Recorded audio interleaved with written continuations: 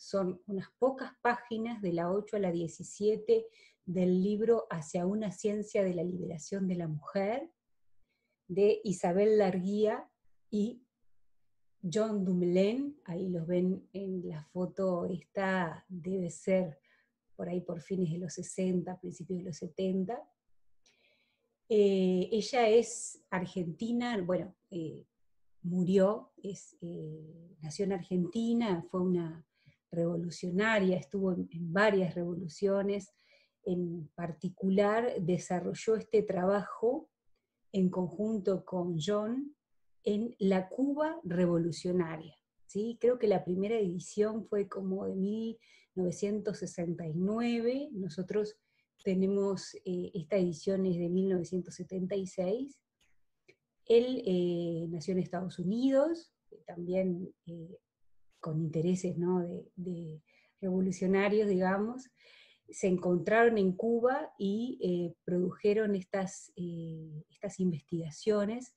Les interesaba justamente el lugar de las mujeres, ¿no?, en el capitalismo. Y el libro que hicieron se llama Hacia una ciencia de la liberación de la mujer. Hicieron este esfuerzo desde el feminismo y el marxismo para entender el lugar de la mujer, pero sobre todo el lugar del trabajo de las mujeres en el capitalismo. Nosotros en el PPT de la clase iniciamos con una cita a Mabel Bellucci y Emmanuel Teumer, que ahora, hace unos añitos, en el 2019, hicieron un libro que retoma este libro, porque ha habido una revalorización, digamos, de este aporte de Isabel Larguía y John Dumoulin, en términos de las categorías de trabajo visible y trabajo invisible. Es decir, desde el feminismo y marxismo actual, son categorías que se vuelven a poner sobre la mesa para entender todo lo que es el trabajo de las mujeres, ¿no?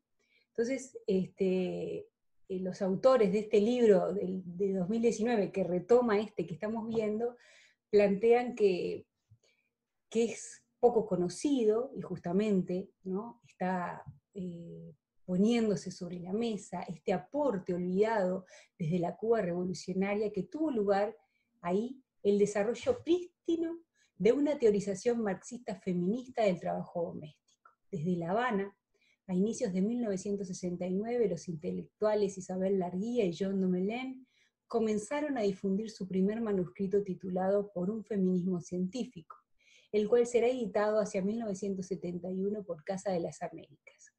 El esfuerzo intelectual que pergeñaron estuvo dirigido a comprender las modalidades de explotación que atañen a las mujeres, así como las posibles alternativas emancipatorias, ¿sí? Ellos se interesaron en eso, en comprender, ¿sí?, la explotación del capitalismo hacia las mujeres, sobre todo en su fase de trabajadoras. ¿A dónde es que volcaban su trabajo las mujeres y de qué modo era utilizado, ¿no?, o explotado por el capitalismo?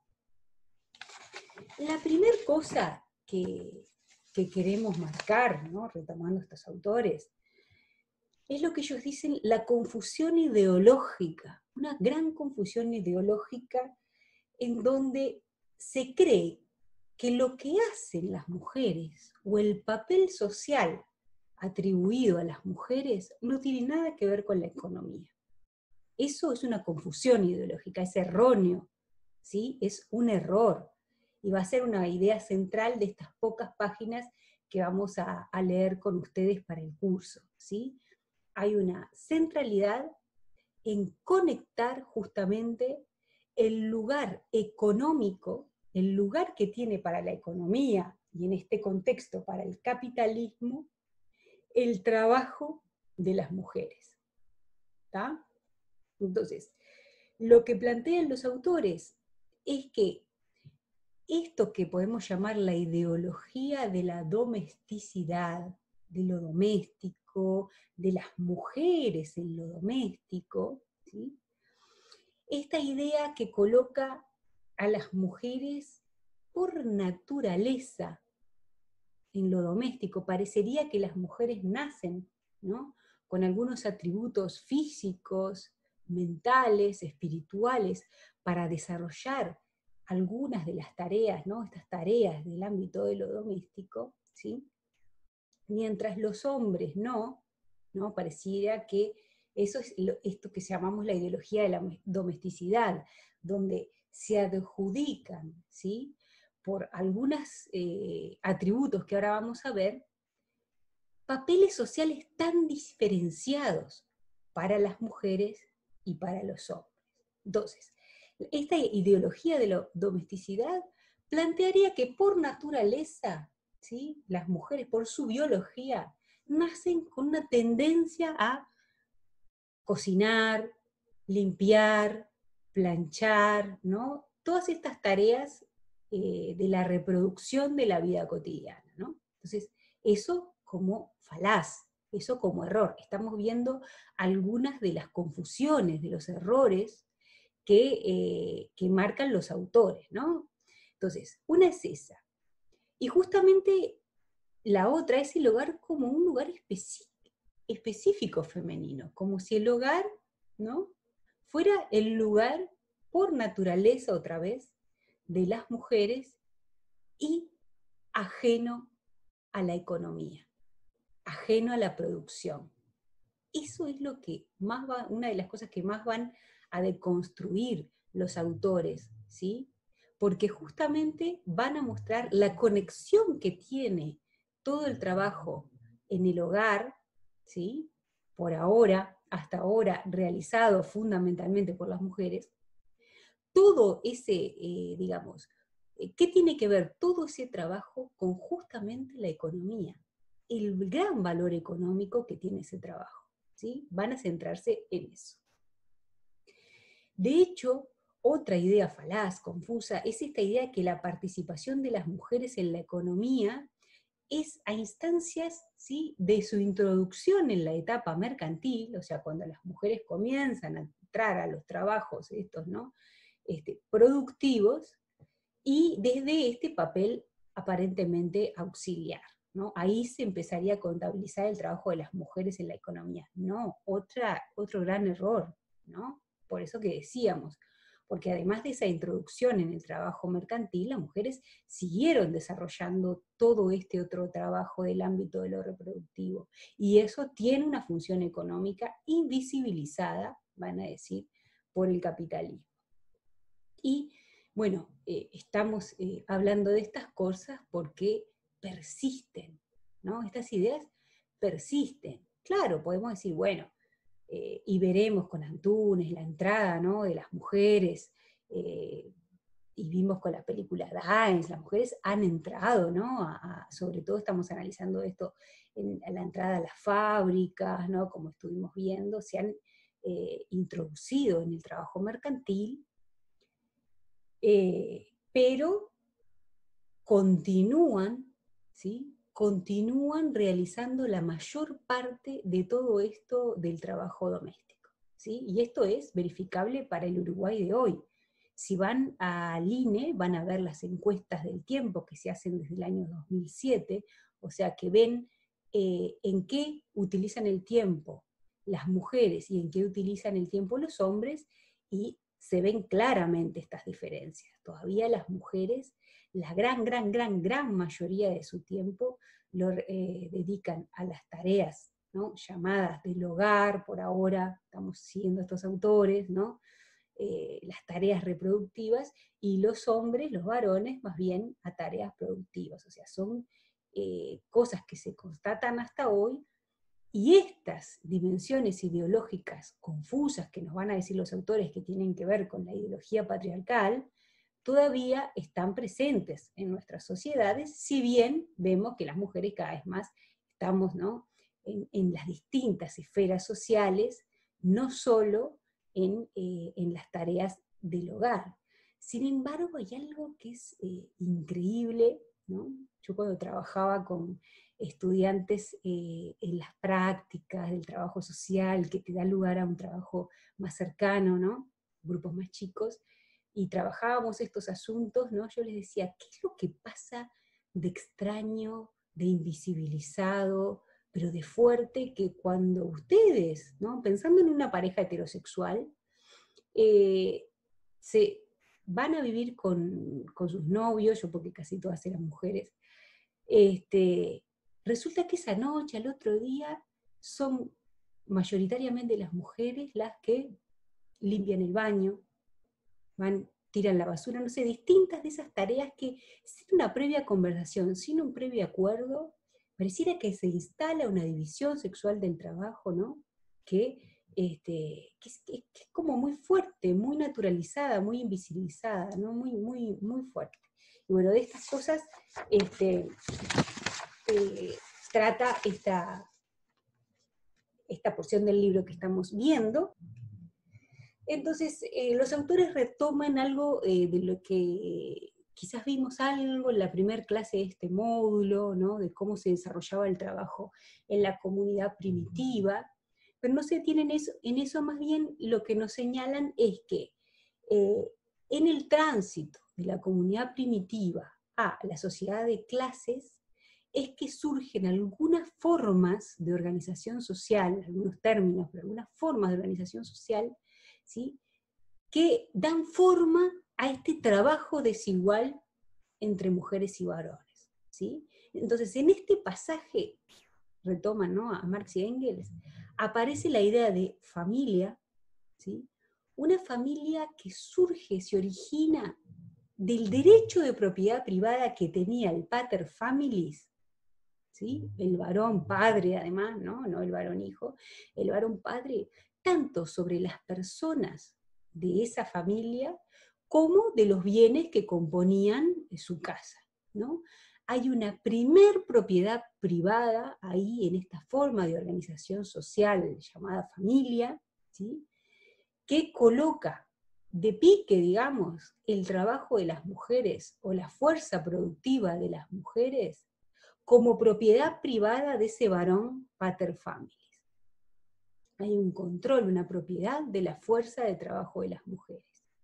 La casa, esa manera de organizarse, dicen los autores que es la primera forma, la primera empresa privada, ¿sí?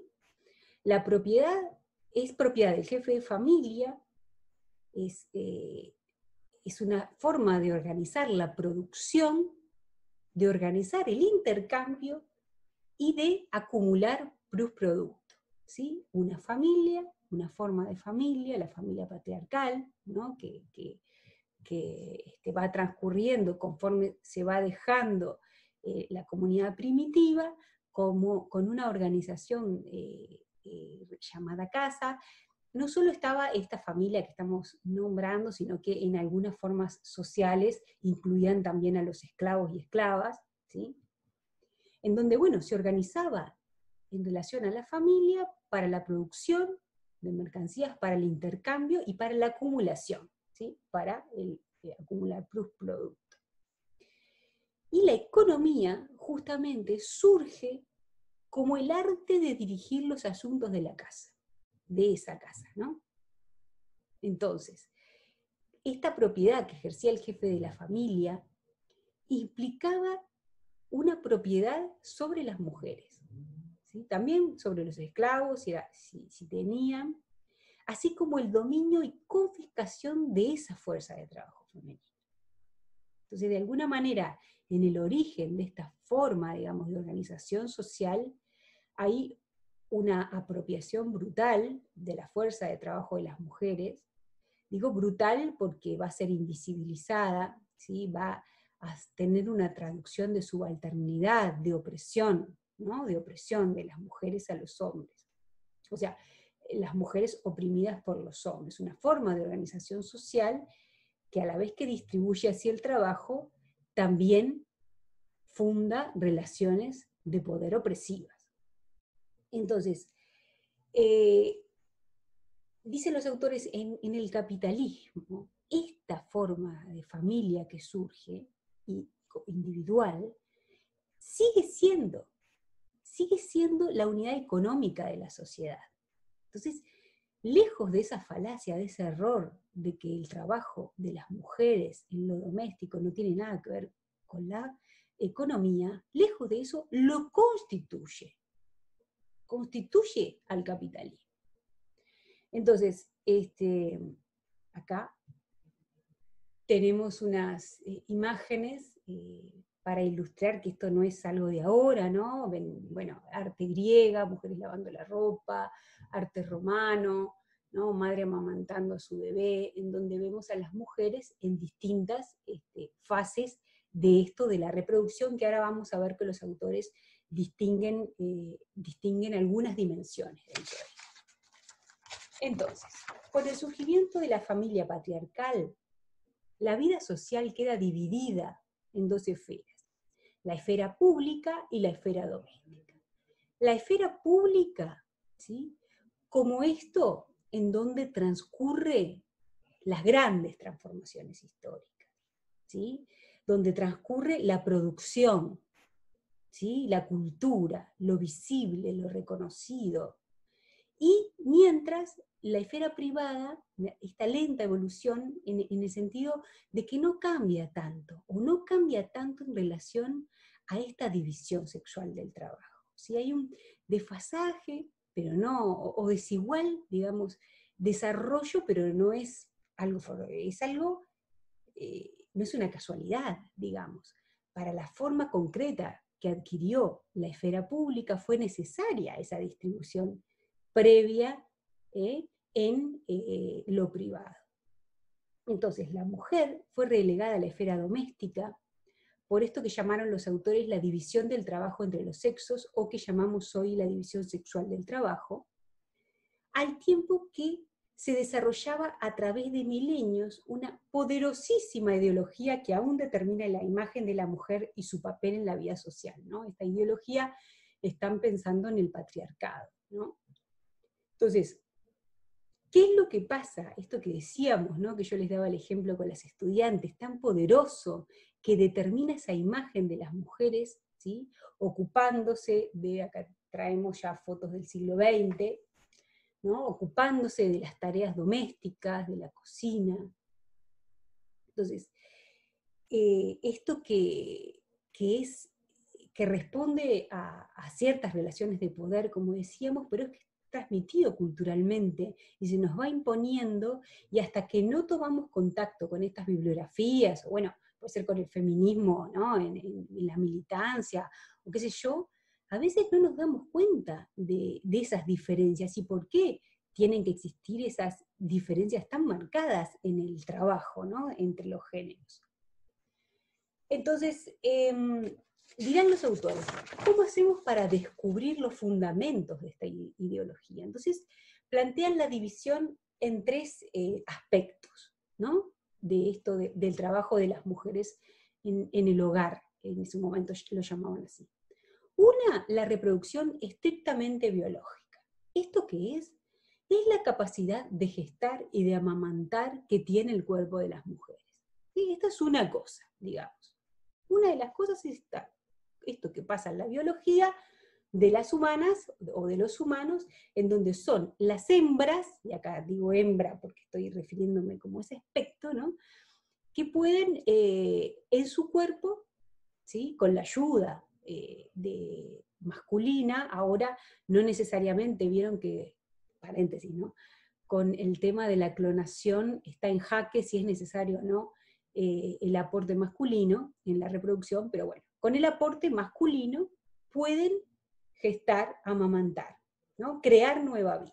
Entonces, otra cosa es el trabajo para educar y cuidar de los hijos enfermos y ancianos, que de alguna manera contiene la producción de nueva fuerza de trabajo. ¿Sí? Porque con el cuidado, la educación de niños y niñas se va creando la nueva fuerza de trabajo. Eso es otra cosa distinta a la anterior. Y aún distinta de esas dos, es la reproducción de la fuerza de trabajo consumida diariamente. Reproducción de la fuerza de trabajo consumida diariamente. ¿Sí? Supongamos en una división sexual bien dicotómica del trabajo, en donde la mujer está en la casa desarrollando todas estas tareas, Y el hombre viene después de su jornada laboral y necesita reponer, que comer, dormir en una cama más o menos limpia, bañarse y que el baño esté limpio, ¿sí? Necesita reponer energías para volver a estar listo al otro día y enfrentar una nueva jornada laboral. Eso si estamos pensando en esa dicotomía, pero también si son las mujeres quienes salen a la misma jornada de trabajo, ¿no?, afuera de la casa, sigue pasando esto de que aunque las mujeres salgan a trabajar afuera, son las que se ocupan mayoritariamente del trabajo de reproducir la fuerza de trabajo. En ese caso va a ser la de ella propia y la de los demás de esa familia, ¿no? Entonces, estas tres dimensiones nos sirven, ¿sí?, para marcar otras de las ideas fuerzas de este trabajo, que es cómo esta ideología imperante, el patriarcado, confunde, ¿sí?, esto de la reproducción biológica, el primer aspecto, con la reproducción privada de la fuerza de trabajo. Hay una idea, una confusión, o sea, porque las mujeres puedan gestar y amamantar, se entiende que se van a extender a todas las demás tareas de reproducción de la vida cotidiana. Eso no es natural, es social y responde a una cierta organización del trabajo y de las jerarquías sociales. Por eso ellos, los autores, ponen unos ejemplos cuando lean el trabajo, van a ver de otras sociedades, ¿sí?, de otras culturas, que dividen de forma distinta el trabajo. Hay una división sexual del trabajo distinta. No en todas las sociedades pasó lo que viene pasando en esta sociedad patriarcal occidentalizada, ¿sí? Entonces hay sociedades en donde las mujeres tienen más fuerza que los hombres, en donde son guerreras, guerreaban igual que los hombres, en donde hombres cuidaban más a hijos y hijas que las mujeres. O sea, si bien predominó esta manera, con esos ejemplos no tan predominantes, nos muestran que no es nada natural, no va atado a la biología, es algo organizado socialmente, ¿sí? Entonces, el factor biológico no determina el lugar de las mujeres en lo social, no es determinante de eso.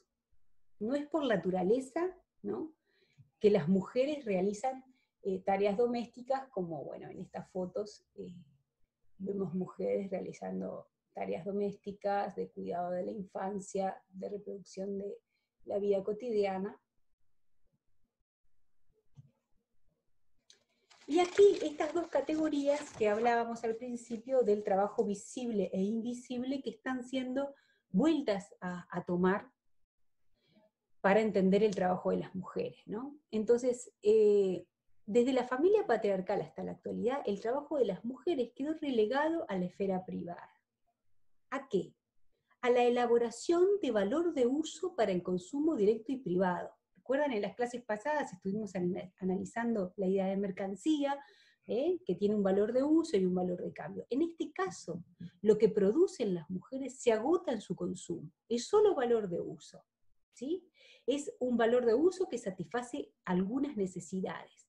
Las amas de casa, bueno, esa es la categoría que usan los autores, ¿no?, combinan algunas materias primas, por ejemplo, bueno, esto siempre le llama la atención a mi hijo, que dice, qué increíble cómo, mamá, agarrás un calabacín que sale de la tierra, harina de trigo, se mezcla, se hacen algunas cosas, y queda eso tan rico y tan distinto, ¿no? Eso le llama mucho la atención, le gusta cocinar, y bueno, justamente es tomar algunas, ¿no?, materias primas, utilizar ciertas energías, utilizar cierto trabajo, y lograr, por ejemplo, esto que estamos viendo, una tarta de calabacín, que se usa, tiene el valor de uso, ¿no?, para satisfacer la necesidad alimenticia del ser humano, y en este caso que estamos pensando, reponer la fuerza, ¿sí?, del trabajador, de la trabajadora. Entonces, esto es un cimiento económico invisible, y marcamos qué es invisible y qué es económico y qué es cimiento. Es un cimiento del capitalismo, está invisibilizado, ¿sí?, y es economía, hacia la economía de la sociedad de clases. Entonces el trabajo del hombre, ¿no?, estábamos viendo dónde quedó el trabajo de la mujer, mientras el trabajo de los hombres quedó situado en la esfera pública, esto más que estábamos analizando anteriormente en las clases, en el marco de la producción de mercancías, producción de objetos, bienes económicamente visibles, ¿no? Bienes para el intercambio, el hombre como productor de mercancías, en esto de la economía mercantil capitalista, ¿no? Lo que producen los hombres, estamos como dicotomizando radicalmente, ¿no? Pero es mercancía que tiene un valor de uso, un valor de cambio, eso es lo que se vende, lo que se intercambia, eso es lo que vale, lo que se ve, ¿no? Y cómo la posición social de los hombres, distinta según se tenga, sea el dueño de los medios de producción o no, sea un trabajador, un campesino, ¿no? Que obviamente son situaciones bien distintas, pero esa posición social, ¿sí? Por esta actividad, o sea, el ser parte de esta forma en la producción de estas mercancías marca su posición social, con diferencias como obviamente de clase, ¿no? Entonces la mujer es expulsada del universo económico creador de plusproducto, aparentemente expulsada. O sea, se invisibiliza todo el lugar que tiene el trabajo de las mujeres para la generación de ese plusproducto, porque en realidad, como vimos, el trabajo ¿no? En la reproducción de la vida cotidiana, justamente es la base económica para que los trabajadores y también las trabajadoras vuelvan a poder salir a trabajar y generar el plusproducto. Entonces, la mujer expulsada aparentemente del universo económico, creador de plusproducto, cumplió, no obstante, una función económica fundamental. Las amas de casa reponen diariamente gran parte de la fuerza de trabajo de toda la clase trabajadora. ¿Sí? Esa es otra de las ideas, fuerzas claves de este texto.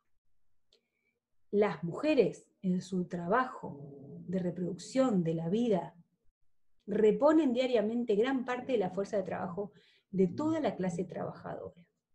Y es lo que se quiere marcar con los paros del 8M o del 8 de marzo, ¿no? Es una estrategia del movimiento feminista para mostrar qué pasaría si las mujeres pararan su trabajo en todas las esferas, ¿no? Su trabajo fuera de la casa, su trabajo en la casa, su trabajo de ir a buscar a los niños a la escuela. ¿Qué es lo que pasaría? ¿No? Se quiere mostrar la consecuencia de parar, de que las mujeres no trabajen un día, ¿no? Cómo caerían un montón de cosas, se complicaría mucho el mundo, digamos, ese día. Entonces, bueno, ¿cómo es este trabajo? Transformando materias primas, como habíamos visto, en valores de uso para el consumo directo, provee de este modo la alimentación, el vestido, el mantenimiento de la vivienda, así como la educación de los hijos. Bueno, acá tenemos a Aquino, ¿no? Mamá, ¿qué te gustaría hacer si vivieras? Entonces, para ir redondeando, la importancia económica del trabajo doméstico, ¿sí? Esa importancia está oculta, invisibilizada por una ideología milenaria del sexo, el patriarcado. El obrero y su familia no se sostienen solo con lo que compran con el salario, no alcanzaría solo con eso, sino que el ama de casa, ese trabajo de las mujeres, debe invertir muchas horas en el trabajo doméstico y otras labores de subsistencia, ¿no? Entonces, solo contando con estas horas de trabajo invisible, puede el proletariado producir plusvalía. El trabajo femenino en el seno del hogar se expresa transitivamente en la creación de plusvalía. ¿Sí? ¿Esto qué es? Se expresa transitivamente, por transitiva, no aparece directamente relacionada a la creación de plusvalía. Pero en la cadena esta que estuvimos viendo, de lo necesario de ese trabajo en el hogar para que el trabajador, la trabajadora vuelva al otro día a su trabajo y en ese trabajo pueda producir plusvalía, ahí está transitivamente contenido el trabajo de las mujeres en la reproducción de la vida cotidiana en estas distintas dimensiones que fuimos viendo, ¿sí? Entonces, solo se puede conocer, plantean la magnitud relativa del excedente económico cuando se lo compara con el total de trabajo realizado. Y acá volvemos al principio de la clase. El total de trabajo realizado es trabajo productivo, pero también trabajo reproductivo. Entonces, si uno quiere analizar, ¿no?, en términos macroeconómicos, las magnitudes relativas del excedente económico, ojo, para un poquito, hay que tener en cuenta los dos trabajos, tanto para el mercado como para el consumo directo. Entonces está comenzando a hacer en presupuestos y economía feminista, se está comenzando como a valorar en qué porcentaje del PBI, ¿sí?, entra el trabajo de las mujeres si las economías tuvieran que pagarlo. Y son porcentajes muy grandes de lo PBI, difieren según los países. Entonces, la omisión de los economistas, ¿no? Esta es como un cuestionamiento a la economía clásica, ¿no?, que hacen los marxistas. La omisión de los economistas refleja la discriminación de la mujer y la confusión de reproducción biológica con reproducción privada de fuerza de trabajo. Otra de las ideas fuerzas que veíamos viendo. Esa confusión, esa naturalización de que porque las mujeres puedan gestar, significa que puedan cuidar de todos y todas, hacer la comida, planchar y todas esas cosas. Entonces, para la conciencia social, ¿no?, la reproducción privada de la fuerza de trabajo adquiere un tinte fisiológico. Están hablando de la naturalización esta que venimos analizando. Pareciera, ¿no?, que para la conciencia de la gente, digamos, la reproducción privada de la fuerza de trabajo, todo esto que las mujeres hacen en los hogares, estas distintas tareas, adquiere un tinte fisiológico. Esto que decíamos, pareciera que nace fisiológicamente preparada para esa tarea. Entonces, el trabajo doméstico se considera como una característica sexual, ¿no? Los autores están cuestionando esto, que el trabajo doméstico se considere como una característica sexual secundaria, en lugar de destacarse como categoría económica, ¿sí? Y acá de vuelta la idea fuerza con que iniciamos, el lugar económico de este trabajo. Entonces, la economía, los economistas en el capitalismo, lejos de valorizar, visualizar, visibilizar cuánto de económico tiene el trabajo para la reproducción de la vida, lejos de eso, más bien se considera como una característica sexual secundaria, se naturaliza como que si fuera algo de la biología de las mujeres.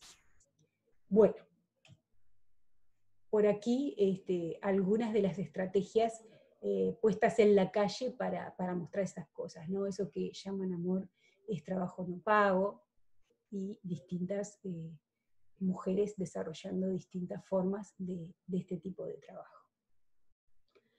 Bueno, esperamos que este énfasis en el trabajo reproductivo contribuya, colabore a la complejización y al entendimiento de estas poquitas categorías que estamos presentando desde el curso para entender cómo funciona el capitalismo.